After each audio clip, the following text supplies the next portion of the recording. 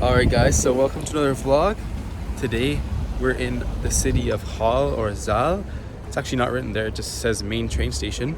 But it seems to have two names. One Haale, and then Zaal. So just the first letter is different. At least that's what the train station is called. It has those two names.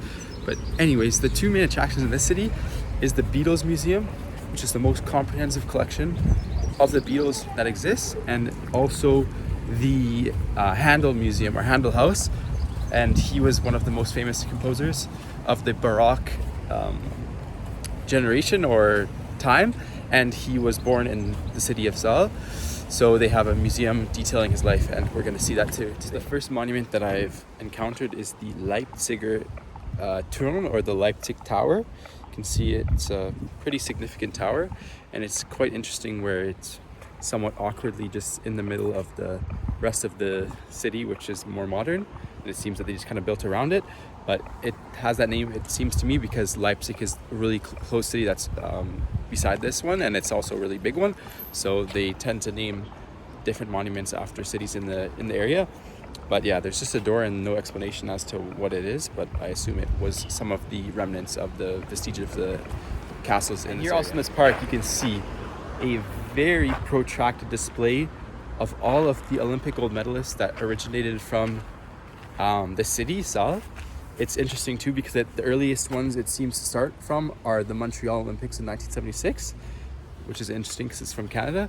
But I think this literally stretches for like perhaps a kilometer. Yeah, it just keeps on going because the city seems to have created quite a few gold medalists. The next thing I'm seeing here is the district court. It's written there in 1905, so that seems to be when it was inaugurated. And you can see it's quite a lavishly designed building.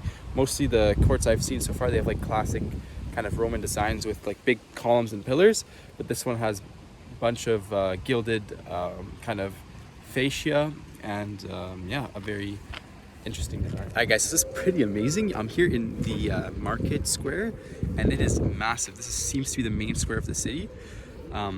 So you'll notice you have the Handel monument there. Once more, that's the famous composer and opera kind of composer as well that lived in the city. There's also the town hall and some churches in the vicinity. But yeah, it's quite a sizable square, and honestly impressed me since the city only has a population of about 235,000 people according to Wikipedia. Alright guys, so I just got out of the Tourist Information Center. It's so helpful to have these in every city pretty much that you visit. They even have a golden statue of Handel, that's how you know that he's just a really cherished person of the city. And I finally realized why it has two names, Haale, Zaal.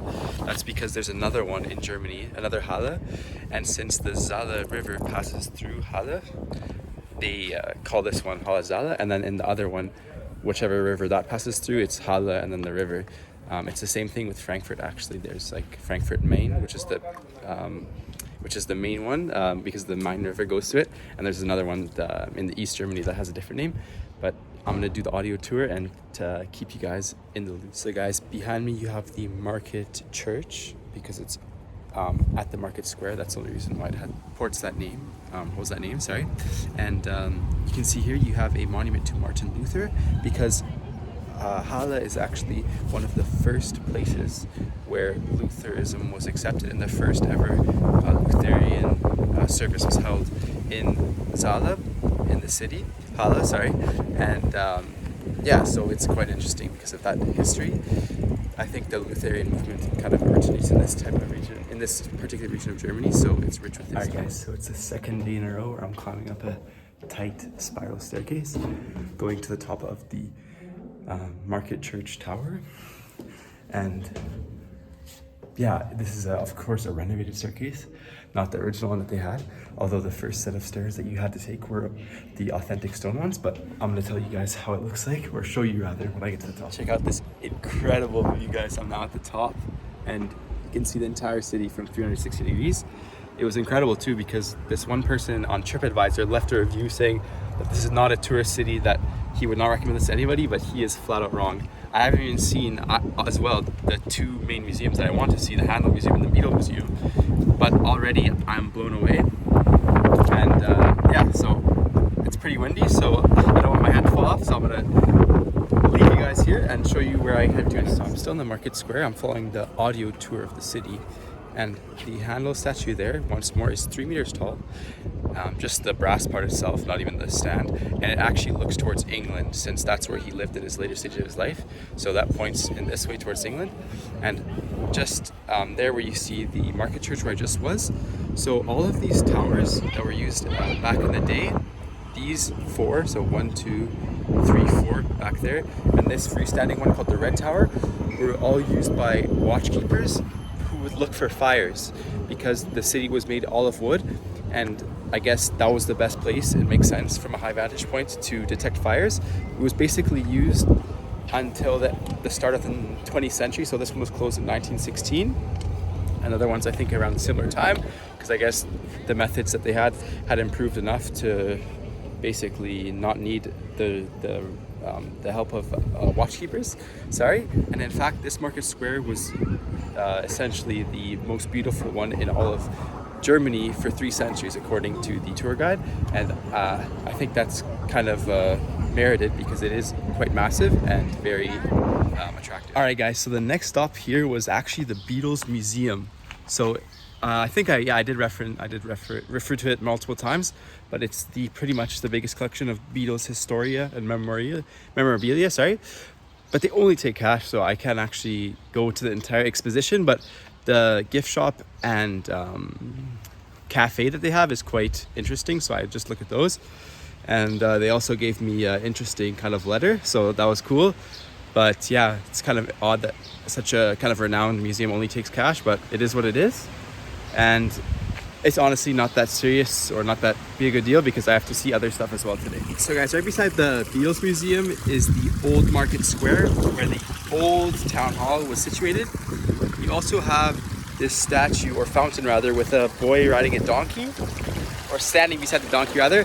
And that's due to a local legend where apparently the entire city had prepared to welcome the German emperor, and the entire road was full of roses, and he unintentionally walked down that road since he didn't live in the city, and it was just by accident. But now it's a local legend, and that's there to, I guess, honor him. All right, guys, the next feature of the city is the Wilhelm Friedman Bach house. So Bach's son lived in this house from 1764 to 1770. So 6 years he was here, and that's because Bach lived in Leipzig, which is not far away. So check it out, that's where he was living. All right, guys, so I'm now inside in the Handel Museum, and it's amazing. There's so many different instruments on display here. And so you have a bunch of harpsichords on display in the main floor, and the entire string family. So I think this region of Germany in particular is quite well known for its music manufacturing history in terms of instruments, because for example the city beside here, Leipzig, is where the oldest piano ever is situated. So here we have a few temporal instruments, that is to say those which only were popularized for a certain period and then became obsolete. For example, you have this horn violin hybrid, which is very strange. There's also some other type of kind of flute, a denatured flute instrument, a very large kind of French horn trumpet, and there's also like a kind of a banjo piano.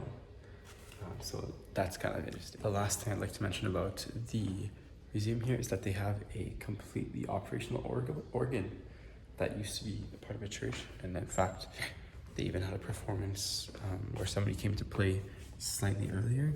But if you ever wanted to see what it looks like in the interior of an organ, it's quite fascinating, all of the strings and the mechanisms which allow it to function, I guess. Alright guys, so the cathedral that I went to the top of earlier is only open from 3 p.m. to 5 p.m. on Sundays, and it's that time slot, so I just got inside, and you can see the death mask of Martin Luther right there. So when he died, they modeled his face, and that is his face, and he also laid at rest here after his death. Apparently that's probably all of the different like cardinals that ruled over the church. This chamber, whatever is unaccessible. I mean, it's luckily a glass door, so you can still see quite a lot. And then Now I'm at the front of the church.